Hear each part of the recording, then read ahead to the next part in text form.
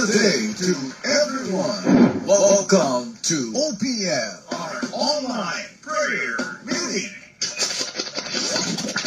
Right here at Jesus Cavite page.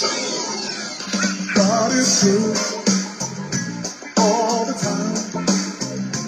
God is good all the time. God is good all the time.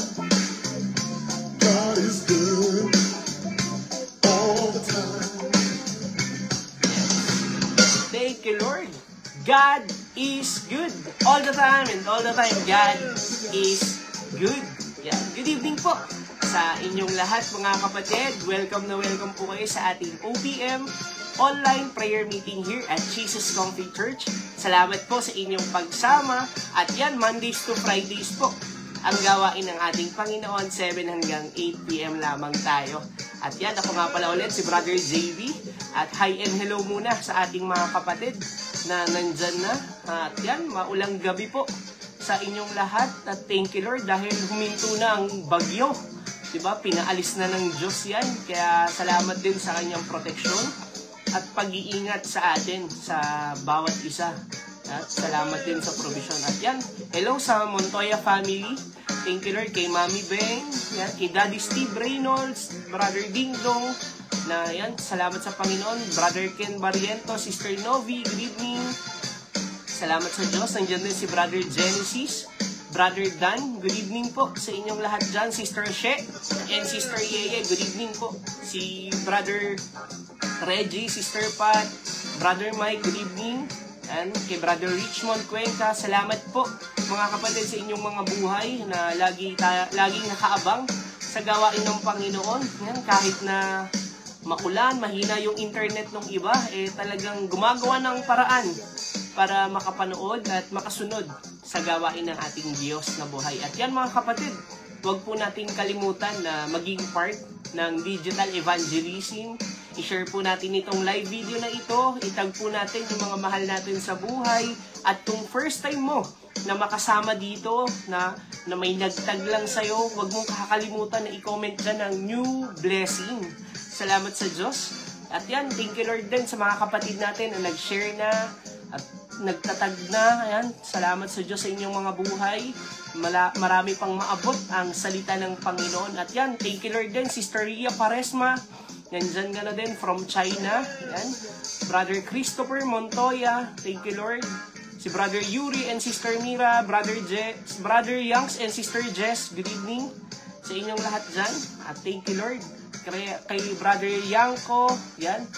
Sa Yanko family. From Green. Dyan sa may Las Piñas. Thank you, Lord. Thank you, Jesus. And kay Pastor Roban and Sister Bell. Good evening po sa inyong lahat. At yan mga kapatid, wag nating kalimutan ang gawain na ito na manalangin muna tayo sa ating Diyos. Hingiin natin ang kanyang gabay at ang kanyang karunungan upang maunawaan natin ang kanyang salita. Thank you, Father. Thank you, Jesus. Hallelujah. Thank you, Lord. Thank you, Jesus. Thank you, Lord. Hallelujah. Panginoon, Ama naming Diyos, dakila, makapangyarihan, walang katulad, tapat sa lahat ng kanyang pangako. Panginoong Hesus, salamat po sa malayang oras muli na ibinigay mo sa amin. Salamat, Lord, sa mga nagdaang araw na kami po ay nakaranas ng matinding ulan, bagyo, Panginoon. Lord, yung iba hindi nakapasok. Lord, salamat, Lord, sa pag-iingat mo. Salamat sa proteksyon mo. At salamat, Lord, dahil ikaw din ang nagbibigay ng provision sa bawat isa, Panginoon.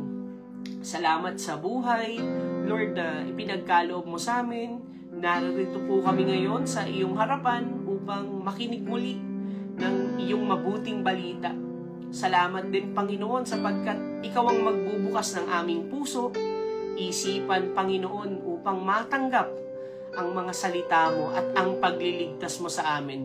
Panginoon, puspusin mo nga po kami, O Diyos, ng iyong banal na Espiritu Santo. Bigyan mo kami ng karunungan, kaalaman at pangunawa.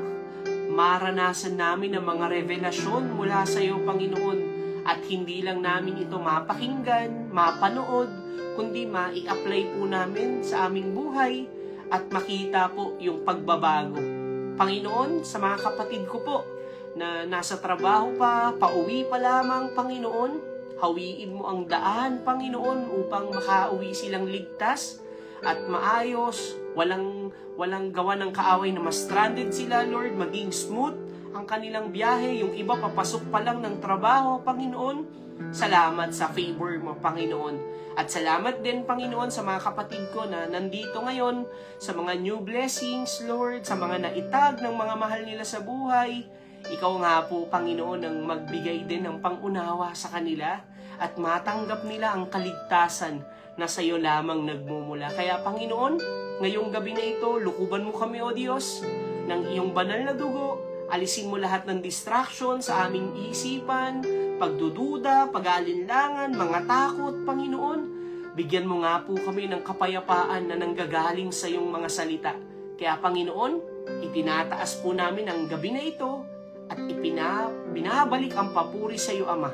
Sa pangalan ni Jesus, Amen and Amen. Hallelujah. Thank you, Lord. Hello, Mami Beng. Good evening po.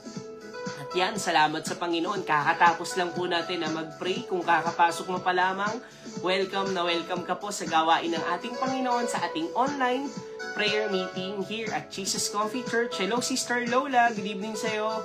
Sister Ruth. Yan. Thank you, Lord. Kay Daddy mo. Good evening sa inyo po dyan. Kay Mamu. Yan. Thank you, Lord. Thank you, Jesus. At yan, maging part po tayo ng digital evangelism. Kung na-share mo na itong live video na ito, i-comment mo dyan, share dan. Thank you, Lord, din sa mga kapatid natin na nagsisend ng stars. Thank you, Lord po, sa inyong mga buhay. At yan, patuloy po nating buksan ang ating puso at ang ating isipan. Alisin muna natin yung mga distraction. Thank you, Lord, kasi medyo humina yung ulan. At parang walang ulan ngayon tayong naririnig kasi pinahinto yan ng Diyos. Amen ba yan? Thank you, Jesus. At thank you, Lord, din sa ating mga kapatid na nandyan na, Sister Cyril, Serafica, Sister Joy, Pajo. Good evening, si Brother Ian, and Sister Princess, Sister Patricia. Thank you, Lord. Salamat po sa inyong pag-share at pag-like ng atin at pag-follow din sa ating Facebook page. Napakalaking bagay po niyan. Brother Gerald from TESDA. Thank you, Lord. Sister V. De La Serna, Brother Francis, Sister Cheng, good evening po. Sister Marge Herbasio, good evening po. Salamat sa Diyos sa inyong mga buhay. At yan, mga kapatid, magpuri muna tayo sa Diyos. Ang aawitin natin ngayong gabi ay niligtas mo ako. Amen? Paki-comment naman dyan, hallelujah, kung niligtas ka ng Diyos sa nagdaang bagyo, di ba? Salamat sa Panginoon na nandito tayo ngayon. At yan, kasama din po natin ang ating mga media team sa kabila ng camera, sa likod ng camera. Nandyan po sila para ibigay at ilagay dyan yung ating mga lyrics para po makasabay tayo sa pag-awit. At thank you, Lord, din dahil makakasama natin ang ating kapatid na aawit yan sa likod ng camera din. Yan, si kakanta yan, Niligtas Mo by Marimel Casimiro de Nubo. Yan, thank you, Lord. Salamat po sa inyong mga buhay. Yan, awit muna po tayo sa Diyos. Hallelujah. Thank you, Father. Thank you, Lord. Hallelujah. Salamat. Nalito ng landas, wala nang bukas. Ang buhay ko, litong-lito. Wala na ang saya.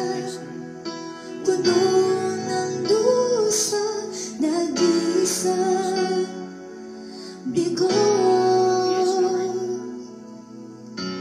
Ngunit dahil sa iyong kabutihan, ang krus ay iyong pinasan. Hallelujah. Niligtas mo ko, niligtas mo ko sa ating kasalanan. Nilinis mo ko, oh, nilinis mo ko sa ating karumihan.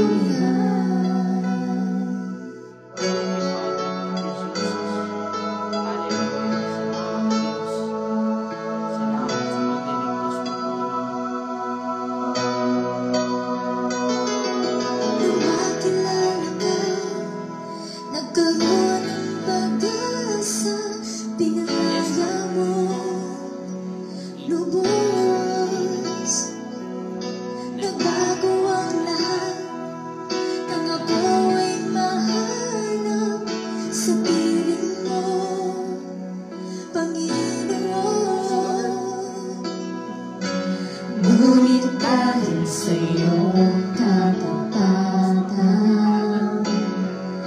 Biyaya mo ay nakamtan, niligtas mo ko, niligtas mo ko sa ating kasalanan. Nilinis mo ko, oh, nilinis mo ko sa ating karumihan. Niligtas mo ko, niligtas mo ko sa ating kasalanan. Nilinis mo ko, oh, nilinis mo ko sa ating karumihan. Ikaw ang lahat sa akin,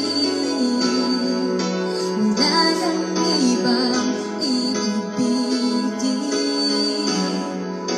Pangalan mo'y dadakilain,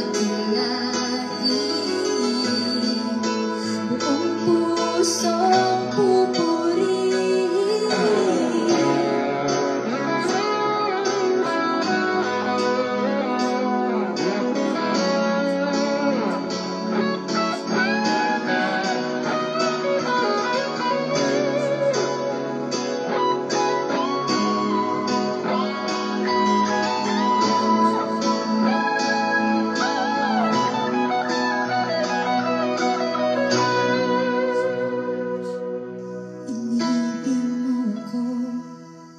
Inibig mo ako sa ating kahinaan.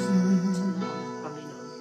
Pinatawan mo ko, oh, pinatawan mo ko sa ating pagkukulang. Hallelujah.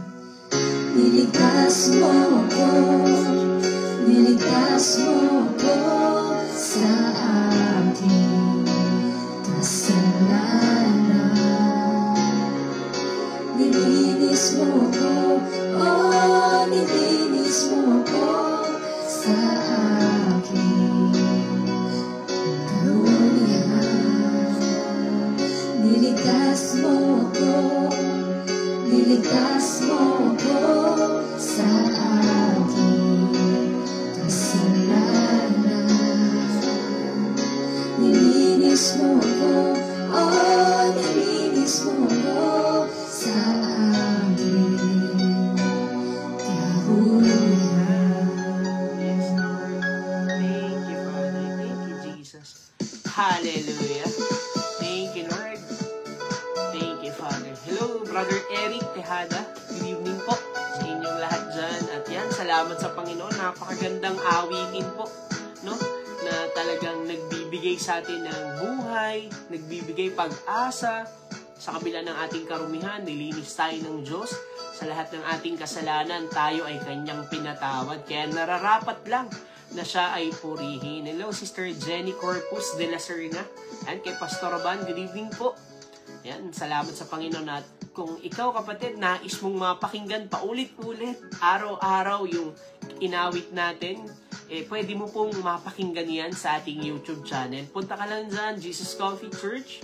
Yan, huwag mo na din kalimutan na isubscribe at pindutin yung notification bell para lagi kang updated sa mga bagong music videos na ilalabas ng ating simbahan. Kaya yan, thank you Lord din sa ating mga kapatid sa Nasugbu, Batangas, Brother Pore, Sister Recipor, yan, Sister Rita Kalahat, yan, Sister Michelle Nereva. Good evening po sa iyo. Yan, salamat sa Panginoon. At kung first time mo, mga kapatid, na maka-join sa ating gawain, pwede mo bang i-type dyan, new blessing? At may mga mag-welcome po sa inyo dyan na ating mga kapatid.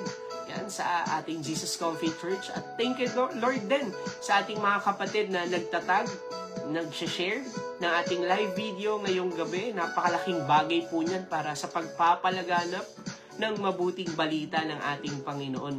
At binabati ko rin po ang ating mga kapatid sa Canada, kay Brother Pau, sa inyong family, sa Raro family. Good evening sa inyo, bro. Thank you, Lord, din sa ating mga kapatid sa Japan, Konbawa po, Sister Tess, Sister Kylie, and Sister Ethel, Sister Engracia Omori, good evening, Sister Girly. Thank you, Lord. Salamat sa Diyos. At kay Brother Ronel and Sister Kay Napoles, good evening po. At sa ating mga kapatid sa Greece, sa California, sa Macau, Brother Jeremiah Rosit, Brother Nathan Estrada, and Brother Jeff, good evening sa inyo, bro. Sister Joanne, happy birthday sa'yo. Salamat sa Panginoon.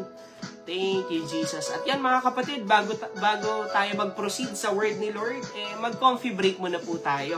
Thank you, Lord. Thank you, Jesus. Hallelujah.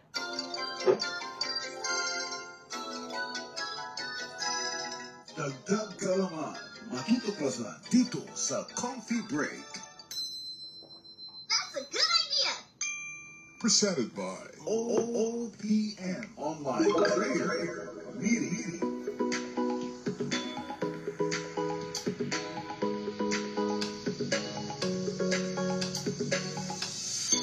Yan, thank you, Lord. Salamat sa Diyos. At yan, good evening. That's a good idea. Wait lang. Thank you, Lord.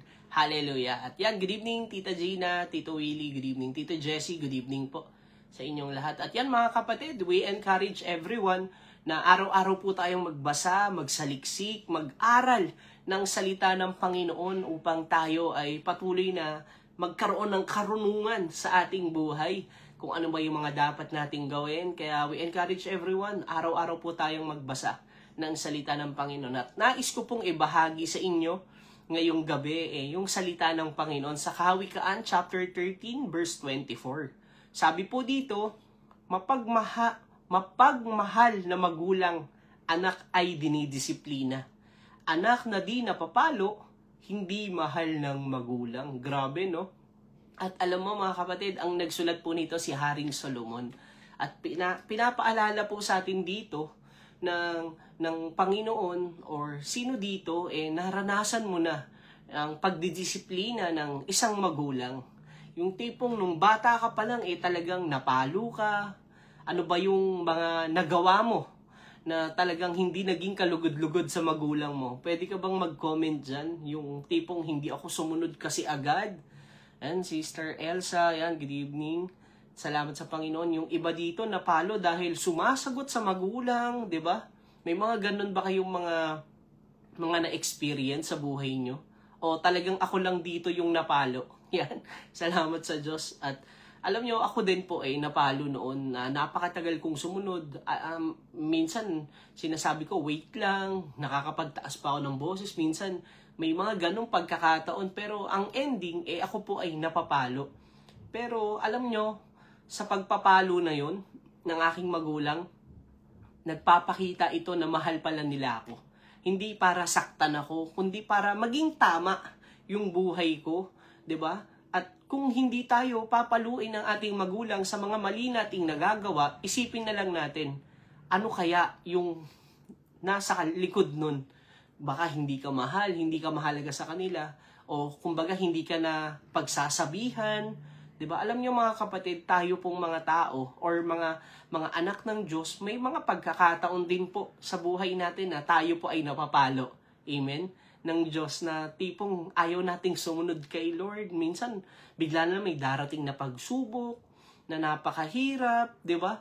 Na Lord, patawarin mo na ako, susunod na ako. Pero may grasya pa rin ng Diyos sa buhay natin, di ba? Habang buhay pa tayo, talagang hindi nawawala yung pag-asa, yung grasya ng Panginoon sa buhay natin. At alam nyo, yung mga magulang nyo, kung kayo ay napagsasabihan, magpasalamat ka sa kanila. Kung ikaw ay napapalo, yan, na nadidisiplina ng magulang mo, kapatid, ipagpasalamat mo yan dahil mahal ka nila.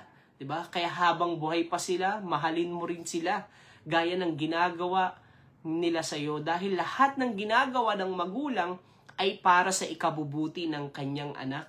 At kapag tayo ay tumanda or nagkaroon na din ng edad, mauunawaan po natin kung bakit nila tayo napagsasabihan, kung ano yung mga dapat nating gawin kasi mahal nila tayo. Ganon din ang Diyos, mahal ka ng Diyos. Kaya lagi siyang nandyan para sa iyo, yung banal na Espiritu Santo. Laging nagpapaalala kung ano yung dapat mong gawin at kung ano yung mga hindi mo dapat gawin. Kaya yan yung ating coffee break ngayong gabi. Salamat sa Panginoon.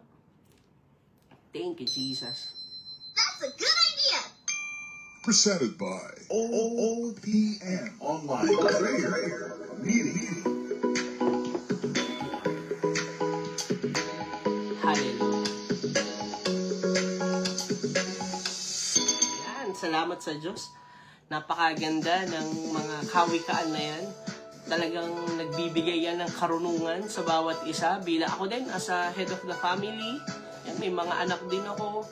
Hindi talaga yan, kumbaga parang yung salita ni Lord, talagang nagbibigay yan ng karunungan kung paano ka magiging head of the family, kung paano mo didisiplinahin yung mga anak mo nang hindi sila nagre-rebelde. Kasi para din yun sa ikabubuti nila.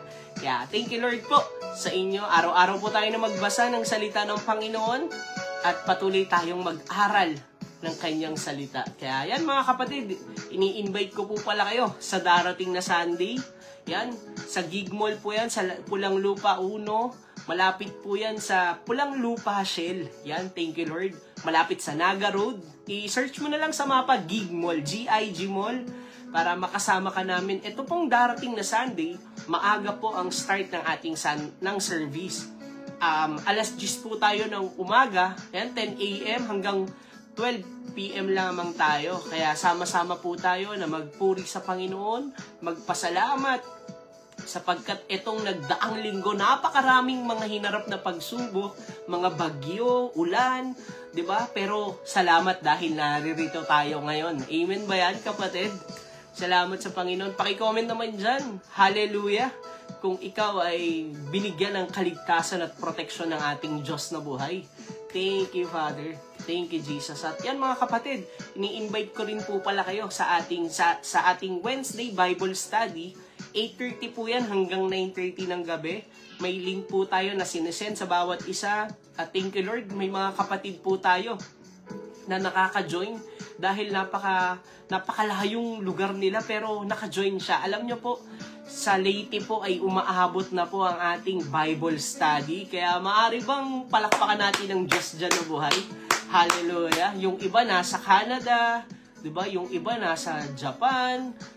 Pwede po kayong mag-join. Wala pong age qualification dyan. Yan, thank you Lord. Welcome po kayong lahat sa gawain ng ating Panginoon. At sama-sama po tayo na mag-aral at magsaliksik ng kanyang salita. Thank you Lord. At nandyan, kapatid, nais ng Diyos na kunin mo yung Bible, notebook at ballpen. At higit sa lahat, i-ready po natin yung puso natin sa pagbasa ng kanyang salita. At pwede mo pong buksan ang iyong Bible sa Jonas chapter 1, verse 1 to 2. Jonas chapter 1, verse 1 to 2. Thank you, Lord. Hello, Sister Rowena. Thank you, Lord po. Kay Daddy Romulo, Mami Ading, good evening po sa inyong lahat. Kay Mac and Sister Ish, Kuya RJ, Sister Macy, Tita Minda, good evening po sa inyong lahat dyan. At yan mga kapatid, kung nandyan ka na, yan, Katniss Georgia, good evening po. Thank you, Jesus. Nandiyan ka na ba sa Jonah? Chapter 1, verse 1 to 2. Paki-comment dyan, amen kapatid, kung nakita mo na. Babasahin po natin to. Thank you, Father. Thank you, Jesus. Hallelujah. Thank you, Lord. Sabi po dito, sa verse 1, ang aklat na ito ay naglalaman ng mensahe ni Yahweh sa pamamagitan ni Jonas na anak ni Amitay. Isang araw, sinabi sa kanya ni Yahweh. Verse 2, pumunta ka sa Ninive na isang malaking lungsod at sabihin mo sa mga taga roon na umabot na sa aking kaalaman ang kanilang kasalanan. Manalangin po tayo. Panginoon, dakila, makapangyarihan, tapat na Diyos, simula at ikaw ang wakas. Panginoon, maraming salamat po sa pagbasa ng iyong salita. Salamat, Panginoon, sapagkat ito'y itatanim mo sa aming puso, tutubo, lalago, makikita mga pagbabago sa aming buhay. Panginoon, hinihiling po namin ngayong gabi ang karunungan na nanggagaling sa banal na Espiritu Santo na magbibigay pang-unawa, Lord, at dalangin namin, Panginoon, give us revelation ngayong gabi. Dalangin namin, Panginoon, na alisin mo lahat ng mga distraction, takot, pagdududa. Sa pangalan ni Jesus, lukuban mo kami, O Diyos, ng iyong banal na dugo. Dalangin ko, gamitin mo ang iyong lingkod upang maihayag ng maayos ang iyong salita, Panginoon, at patuloy na ikaw ang maitaas sa gabi na ito. Kaya, Panginoon, ikaw nga po ang mapurihan, pasalamatan at dakilain sa oras na ito. Sa pangalan ni Jesus, Amen and Amen. Hallelujah.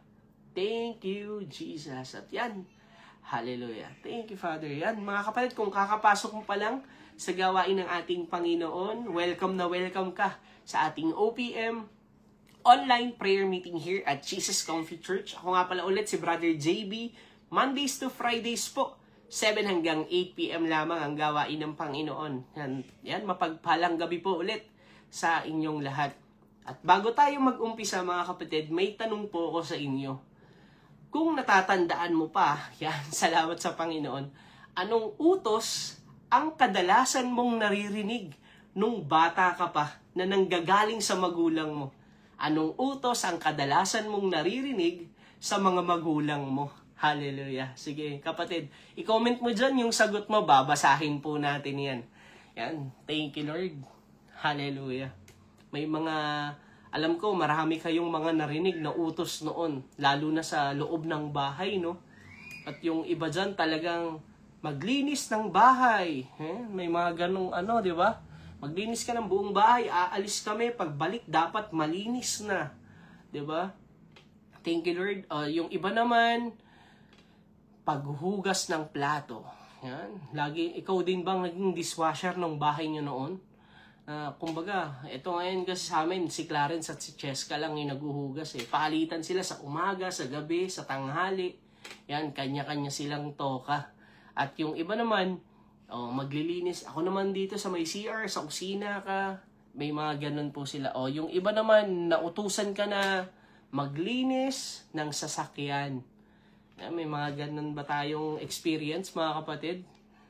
Yung iba, mamalengke ka. Ikaw yung taga-pamalengke ng pamilya mo. Yan, nautusan ka ba? Ikaw ba yung laging taya?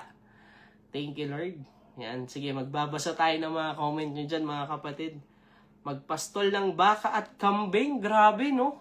Farmer ka, no? Salamat sa Panginoon. Sa comment, Sister Jenny Corpus. Maghugas ng pinggan. Yan, dapat tapos na after kumain, di ba? Sige, comment pa kayo, mga kapatid. Yung iba naman, bumibili ng gamot sa butika. Yan, yung tipong nasa kalagitnaan ka pa lang ng paglalaro, tas uutusan ka bigla. Di ba? Ano yung mga nagiging mo doon? Nagiging respond mo. Yung mga ganun. Yan, thank you, Lord. Sige, mamaya, yung mga comment nyo dyan, ilagay nyo lang, mamaya babasahin po natin. Hello, Sister Maria Patricia Sanchez. Good evening sa'yo. At thank you, Lord. Yung iba naman, nauutusan na mangutang muna sa tindahan. May mga ganun di ba? Na talagang sa sahod na bayad, yung messenger ka pa, yung iba naman messenger ng maliliit na sulat. Usong-uso yun Dati, ibigay mo to sa crush ko. Di ba? Naging messenger ka pa ng mga love letter. Di ba? Iaabot mo lang. Tapos, yan, may bayad na. Di ba? May mga reward ka nang natatanggap. Ako din noon, hindi ko makakalimutan yung inutusan ako dati ni Mama Ningning at Papa John doon na pumunta ako sa isang malayong lugar.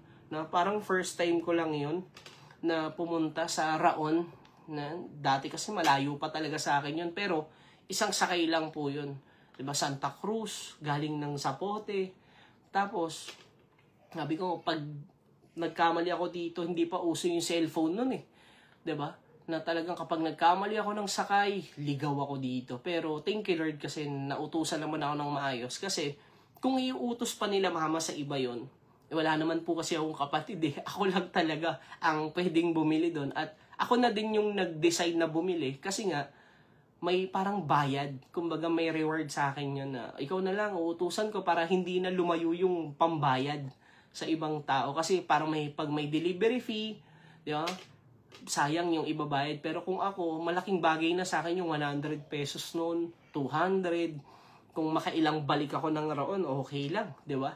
Kaya, sabi ko nga, thank you Lord, kasi may mga ganun noon na kumbaga side hustle. Bata pa lang natututo ng side hustle, di ba? Mag-grind. At kung medyo familiar kayo sa mga papiso-piso na hulog dati, yung PlayStation, di ba? Ngayon parang almost lahat meron na Wi-Fi, yung sa mga, sa ano ba to?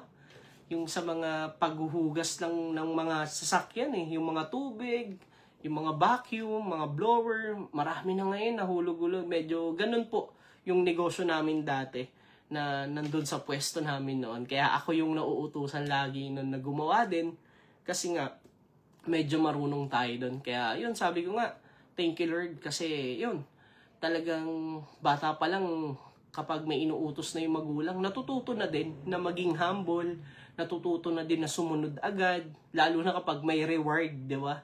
Salamat sa Panginoon. At kaya ko po na-share yun sa inyo. May nabasa ako ditong comment, wait lang. And magwalis ng bakuran, di ba? Talagang sa umaga ginagawa yan para yung ano ng dahon na mga tuyo, di ba, nalalaglag.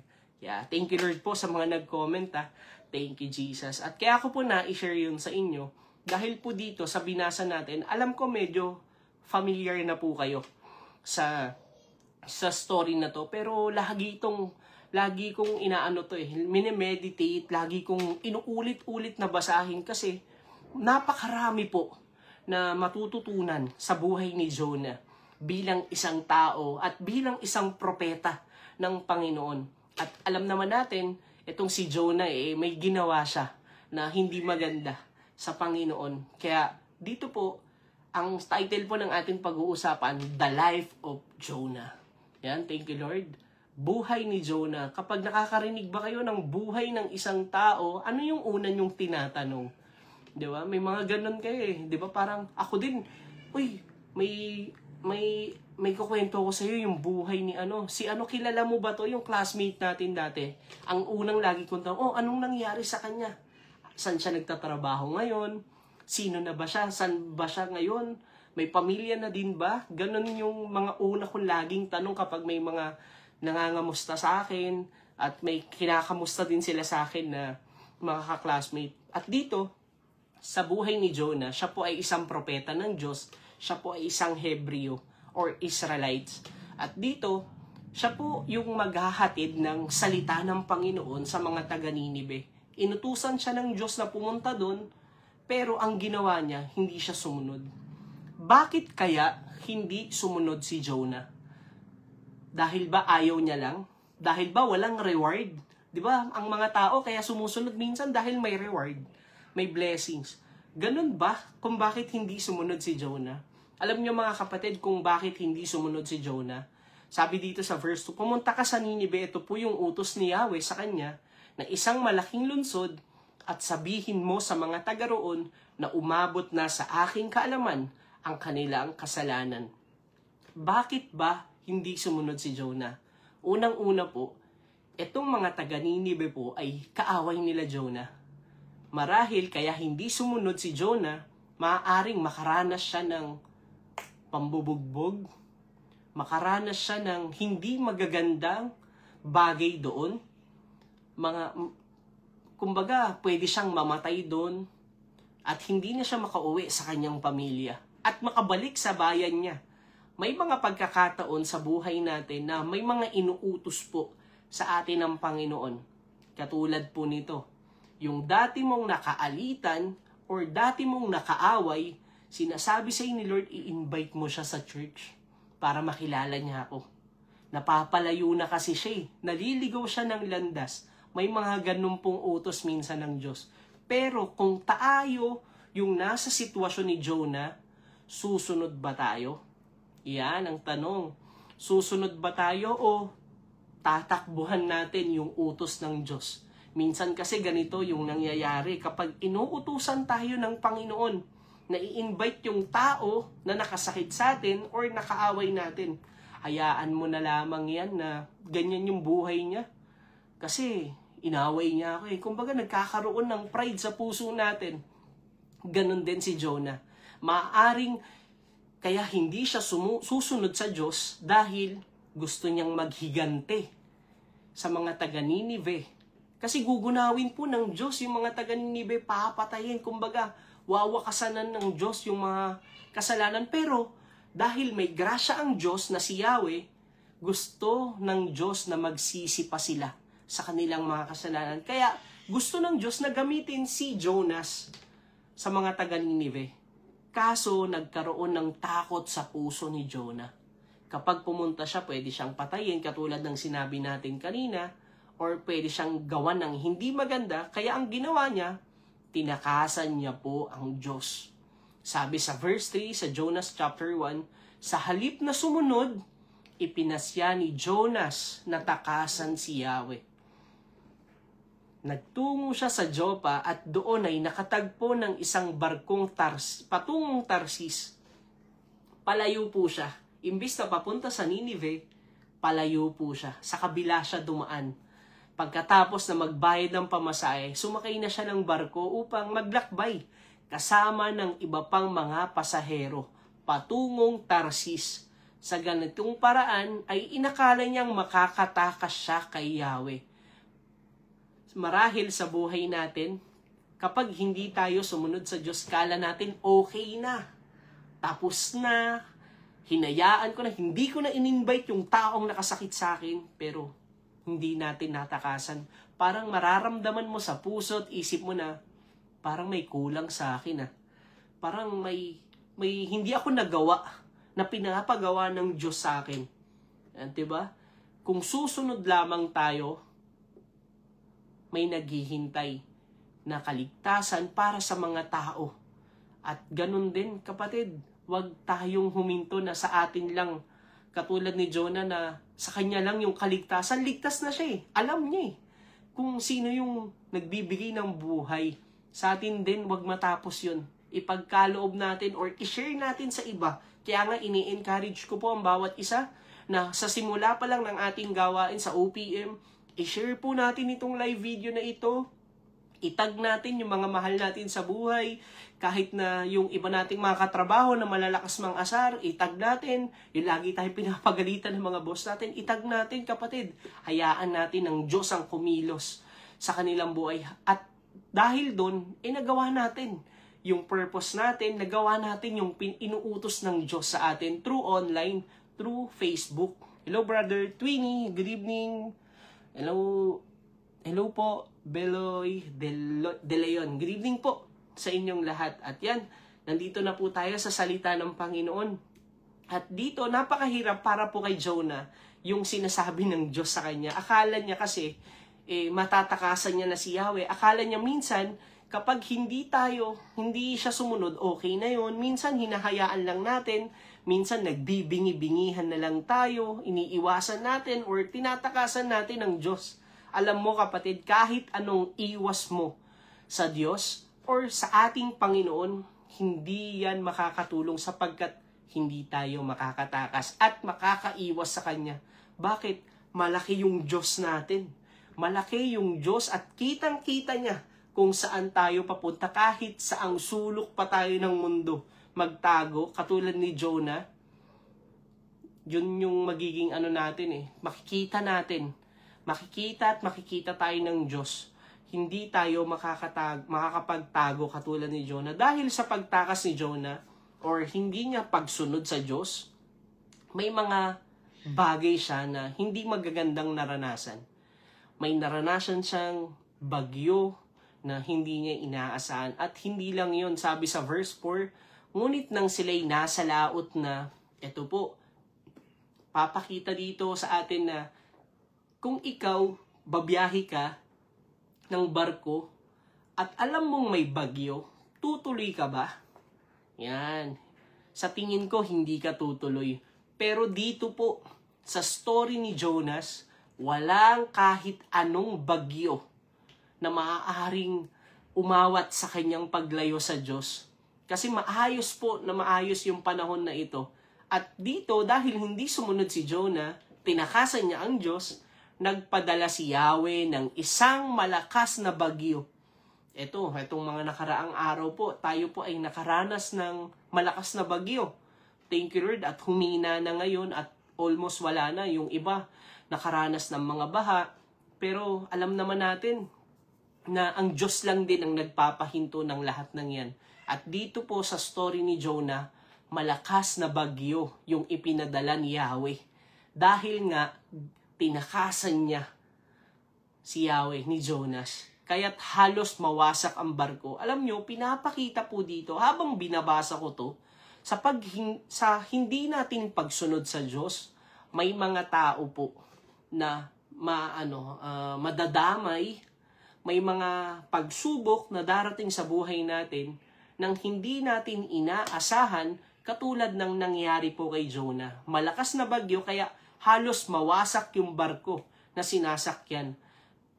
Dahil dito sa hindi pagsunod ni Jonah, parang sa school, kapag hindi tayo sumunod at hindi tayo nakagawa ng project sa school, ang ending hindi po tayo makakapasa. Magiging repeater po tayo. O, di ba? Ayun yung mga bagyo na bilang mga estudyante. Parang sa giving natin, sa 10%, kapag hindi po tayo nakakasunod, pansinin mo parang laging nagkukulang yung budget namin. Hindi ko po, etong sharing ko na ito sa 10% namin ng asawa ko noon, hindi ko po to ikakahiyang i-share sa inyo. Kasi noon, na hinihipo na ni Lord yung puso ko, inuutusan niya na ako na mag-tithes bilang head of the family, kailangan kong sumunod. Pero alam niyo po ginawa ko, hindi po ako nag-tithes. Alam niyo po kung bakit? Nagtatalo yung kakulangan o yung pagtitiwala. Kasi 500 na lang po yung panggastos namin ng 5 araw ng asawa ko. Kung ibibigay ko pa yun sa ikapu ko, wala po kaming kakainin bukas. Pero ang naging ending, hindi ko po binigay. Alam niyo po nangyari? Nahuli po kami ng asawa ko at ng mga anak ko na no helmet ng isang pulis. Yan, sa sapote. At alam niyo kung magkano ang no helmet at overloading sa isang motor na violation? 500 po. Noon, natauhan ako, sabi ko, dapat pala ibinigay ko na lang kay Lord. Pero hindi pa naman huli ang lahat. Dumarating talaga yung point na kailangan mong magtiwala sa Panginoon para maranasan mo yung pagpapala niya. At sabi ko nga, ibibigay ko na yung 10% para wala nang, kumbaga parang wala nang mangyaring hindi maganda. Kasi sayang kung ibibigay mo na lang sa Diyos, nagamit pa para sa pagpapalaganap ng kanyang mabuting balita at hindi pa naagaw ng kaaway yung faith mo. Kasi kapag binigay mo na sa Diyos, yung 10% mo, yung faith mo na kay Lord na, Lord, ikaw na yung magpo-provide sa amin alam mo yung pangangailangan namin, 'di ba? At ayun po yung sharing ko doon sa ikapo. Alam nyo, may mga matututunan po tayo sa buhay ni Jonah sa kabila ng kanyang pagsaway at pagtakas sa Diyos. Alam nyo, natutuwa ako dito kay Jonah kahit na siya ay tumakas, tumalikod, tumakbo sa Diyos, papalayo. Alam nyo, sa Jonas chapter 1 verse 9 to 10, nagkakagulo na po yung mga tao sa barko. Nagpapanik na sila lahat kasi lulubog na yung barko, may bagyo, masisira na yung barko nila, hindi na nila alam yung gagawin nila. Sabi po ni Jonah dito, sumagot si Jonas, ako ay isang Hebreo at sumasamba ako kay Yahweh, ang Diyos ng kalangitan na lumikha sa dagat at ng lupa. Sabi niya sa verse 10, sinabi ni Jonas na tinakasan niya si Yahweh. Nakadama ng matinding takot ang mga nakarinig. Kaya sinabi nila kay Jonas, napakalaki ng kasalanan na ginawa mo. Alam nyo, yung point number 1 natin dito sa buhay ni Jonah, acknowledge that you have sinned. Acknowledge that you have sinned. Inamin ni Jonah mismo kung ano yung kasalanan niya. Kung ano yung ginawa niya sa Panginoon. Inutusan ako ng Panginoon pero sumuway ako. Kaya nangyayari ang lahat ng ito. Alam na ni Jonah eh. Pero salamat sa grasya ng Panginoon dahil binigyan pa rin siya ng habag na magsisi. Akong may dahilan yan. May mga kakilala ba kayo na gano'n, mga kapatid? Na minsan pinagmumulan ng away, yung tao na yon or nakatampuhan, dahil siya naman talaga yung nag-umpisa. Pero ang ending, ako yung mali. May mga gano'n, yung humble heart, na talagang, akin, di ba? May mga yan eh, sa basketball, kapag nagkamali ng pasa, hindi na nagsisisihan. Alam niyo, ginagawa ng isang tao doon, sa court or isang player, akin, mali ako. Kumbaga, nagkakaroon ng pagpapakumbaba. Ganun yung ginawa ni Jonah. At nung nagpakumbaba siya, in-acknowledge niya na siya yung dahilan ng bagyo dahil sumaway siya sa Diyos. Sa kabila ng mga hindi magagandang pangyayari sa buhay niya, lagi niyang tinitignan kung saan siya nagkamali. Nagkamali ako dito eh. Hindi ako nakasunod eh. Kaya nangyayari ito. Hindi pwedeng madamay pa yung iba. Ako na to. 'Di ba? Huwag tayong, minsan alam niyo sa buhay natin, huwag tayong maging feeling strong. Okay lang yan. Hindi naman ako yan. Kayang-kaya ko to. Kailangan natin ng Diyos, kapatid, sa buhay natin. May bagyo man o wala. Kapatid, may problema ka man o wala, kailangan mo ang Diyos. Amen ba yan? Sabi sa 1 John chapter 1 verse 8 to 9, kung sinasabi nating tayo walang kasalanan, dinadaya natin ang ating sarili. At ang katotohanan ay wala sa atin. Kung ipinapahayag natin ang ating mga kasalanan, siya ay tapat at banal na mapagpapatawad sa ating mga kasalanan at tayo'y lilinisin sa lahat ng kalikuan. Amen, kapatid. Si Lord, mapagpatawad siya. Marami man tayong mga nagawang mali nung una, nakalimutan natin siya, hindi natin sinunod. Kapag ina-acknowledge natin na tayo po ay nagkasala sa Panginoon, patatawarin niya tayo. Amen ba yan? At alam nyo, pangalawa, nung inamin na ni Jonah na siya po ay nagkasala sa Panginoon, ang ginawa ng mga kasamahan niya, sabi niya, itapon nyo na lang ako sa dagat. After niya na aminin na siya ang dahilan ng bagyo, tinapon ho siya. At siya ay kinain ng malaking isda. At habang nandun siya sa loob ng malaking isda, ang thinking natin dito, patay na si Jonah. Matigas kasi yung ulo eh. Hindi kasi sumunod, dapat buhay pa siya. Pero alam nyo, sa loob ng tiyan, hindi po namatay si Jonah. Dahil sa Jonas chapter 2, sabi dito, habang si Jonas ay nasa tiyan ng isda, nananalangin siya ng ganito. Yahweh, nang ako'y nasa kagipitan, nananalangin ako sa inyo. At sinagot ninyo ako. Alam nyo, napakaganda ng ginawa ni Jonah dito. Dahil, pangalawang point, remember God's goodness in our life. Inalala niya yung kabutihan ng Diyos sa kanyang buhay. Even si Jonah, kahit po siya ay propeta, nakakaranas po siya ng kahinaan. Nagkakasakit din po si Jonah, kapatid. May mga pagsubok din po siyang kinaharap. Pero sabi niya dito, nung ako'y nasa kagipitan, tinulungan mo ko, di ba? Nanalangin ako sa inyo at sinagot ninyo ako. Mula sa daigdig ng mga patay, ako'y tumatawag sa inyo. Kapatid, marami na ba na ginawang kabutihan ng Diyos sa buhay mo? Paki-comment na lang dyan, amen, hallelujah. Maraming beses na bang pinagaling ka ng Diyos sa sakit mo? Maraming beses na rin bang nag-provide ang Diyos sa buhay mo? Katulad ni Jonah. Kapatid, lagi lang po nating alalahanin kung ano yung ginawang kabutihan ng Diyos sa buhay natin. At sigurado hindi tayo magre-reklamo sa ating buhay. Hello, Sister Irene. Good evening sa'yo.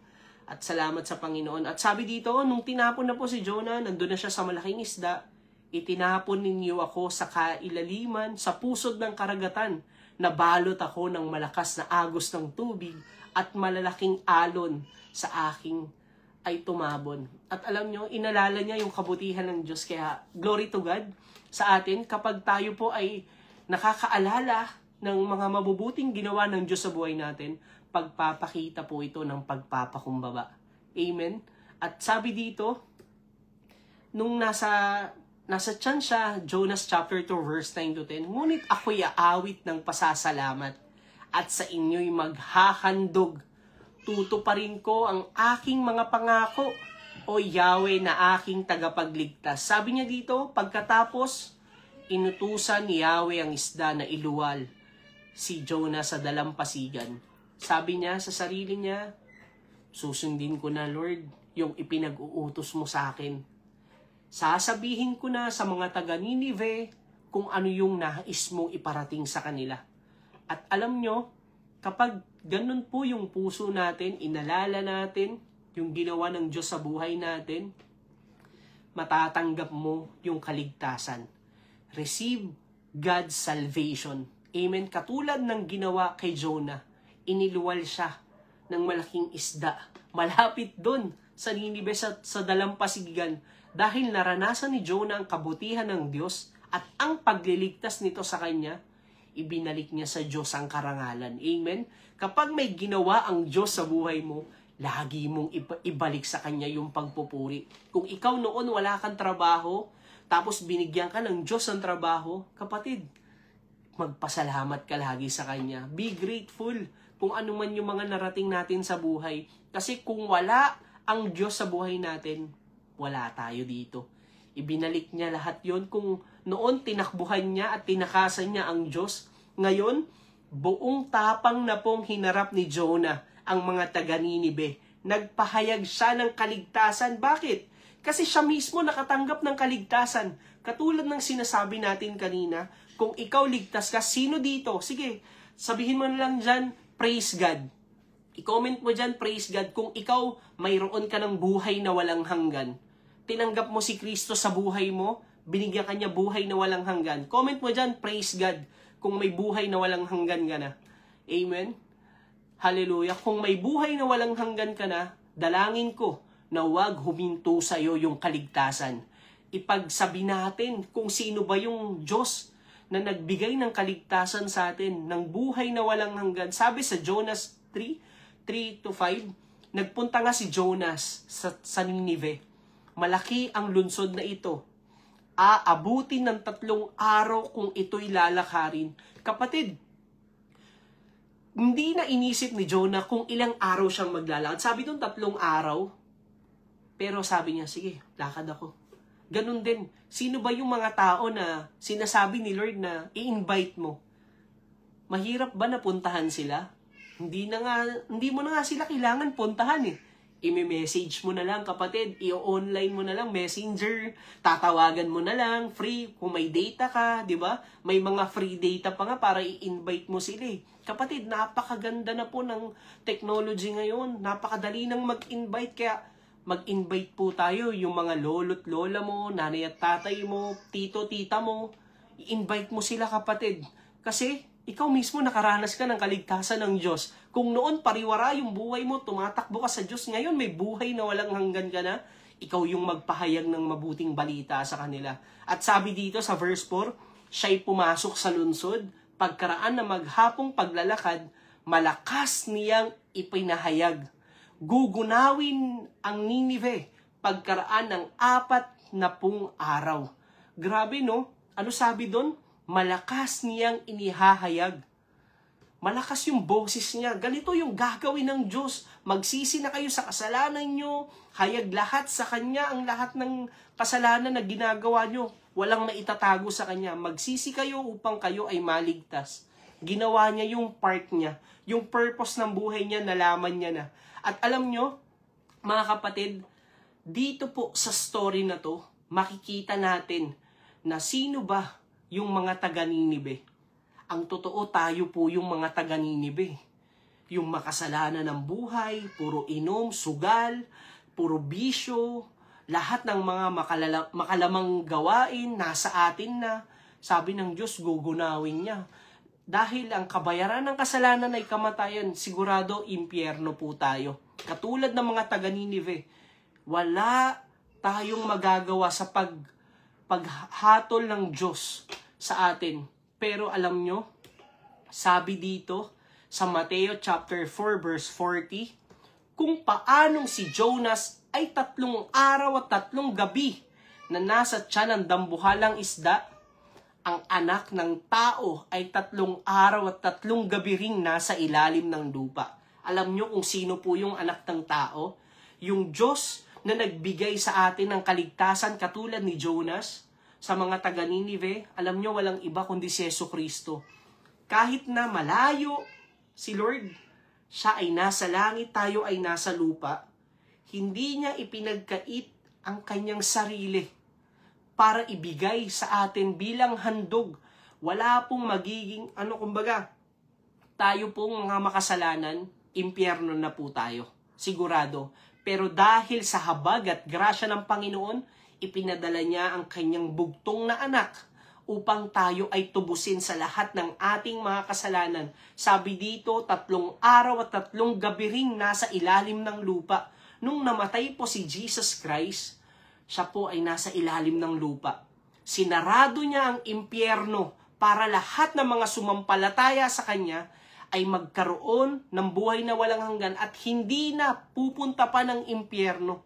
Kaya kapatid, we encourage everyone na isuko natin yung buhay natin sa Panginoon, ibigay natin yung buhay natin sa Kanya at magkakaroon tayo ng buhay na walang hanggan sa langit kasama siya. Katulad ng mga taga Ninive. Alam niyo po, sa mga taga Ninive, kung sino po yung mga nanampalataya kay Jonah sa sinasabi niya patungkol sa Diyos, yun po yung mga naligtas. Yun po yung mga hindi nakaranas ng kamatayan. Dahil sila po ay nanampalataya. Ganun din sa buhay natin. Ang sumasampalataya ay maliligtas at ang hindi sumampalataya ay mapapahamak. Kaya kailangan po nating isuko yung buhay natin kay Jesucristo. Bilang pagtanggap sa Kanya, magkakaroon po tayo ng buhay na walang hanggan. Ito po ay libre. Nasa sayo po yung desisyon kung tatanggapin mo yung buhay na walang hanggan. Huwag mo munang pansinin yung mga nasa tabi mo. Huwag mo munang isipin or may mga pagdududa. Kapatid, alisin mo muna lahat ng yan. We encourage you na sabayan mo ko sa panalangin. Taas mo 2 kamay mo. Pikit mo yung mata mo tapos sabihin mo, Panginoong Yesus. Sige, sabihin mo kapatid, buka mo yung bibig mo. Galing sa puso mo, sabihin mo, Panginoong Yesus, isa po akong makasalanan. Marami po akong pagkukulang, kasalanan na nagagawa sa iyong harapan. Maraming beses na rin po akong sumuway sa iyo, Panginoon. Ngayon, sabihin mo, ngayon, pinagsisisihan ko na po ang lahat. Ngayon din po, binubuksan ko ang aking puso, ang aking buhay, pinapapasok kita bilang hari, Diyos na tagapagligtas sa aking buhay. Kaya Panginoon, salamat po sa buhay na walang hanggan. Sa langit kasama ka, sa pangalan ni Jesus. Amen and amen. Hallelujah. Thank you, Lord. Thank you, Jesus. Kapatid, kung sumabay ka sa panalangin, congratulations. Pinatawad ka na sa lahat ng kasalanan mo. Binigyan ka ng bagong buhay at buhay na walang hanggan. Sa langit kasama siya. Kaya yan, in 5 minutes, tapos na po tayo. Mag-pray po ulit tayo at patuloy na iayos na ng Diyos yung malakas na bagyo. Paalisin na ng Panginoon yung mga parating pa. Lilihis lahat ng yan sa pangalan ni Jesus. Amen? Kaya yan, mag-pray ulit tayo. Thank you, Lord. Thank you, Jesus. Hallelujah. Panginoon, naman namin Diyos, dakila at makapangyarihan sa lahat. Salamat po sa mga salita na aming tinanggap ngayong gabi. Salamat sa pagliligtas mo. Salamat, Panginoon, sa kalakasan mo na ibinigay. Salamat, Panginoon, sa puso na laging handang manampalataya sa iyo, Panginoon. Lord, pinupuri ka namin. Pinasasalamatan sa oras na ito, Panginoon. Lord, salamat din sa matagumpay na OPM. Salamat, Lord, dahil itong gawain na ito ay maraming buhay ang nagkaroon ng liwanag. Lord, dahil sa mga salita mo, salamat, Panginoon, sapagkat ikaw ang Diyos na nagliligtas. Ikaw ang Diyos nagbibigay ng proteksyon, Panginoon. Salamat din, Lord, dahil lahat ng mga parating na bagyo, mga dumaan na bagyo, lahat ito lulusawin mo sa pangalan ni Jesus. Bigla na lang itong mawawala. na parang bula, Panginoon, at hindi na kailanman makakarating pa sa bansang Pilipinas, Panginoon. Wala nang mararanasang bagyo pa, Panginoon. At Lord, sa pagdating, Lord, ng panghihina namin, Panginoon, Ikaw nga ang maging kalakasan namin. Salamat din sa kalakasan na ibinigay mo sa aking mga kapatid. Lord, na mga binaha, itong mga nakaraang araw, salamat, Lord, sapagkat Ikaw ang nagpapalakas sa kanila. Salamat din sa provision na ibinigay mo, Panginoon. Ikaw ang magpadala ng mga tulong, financial, mga pagkain nila, Panginoon.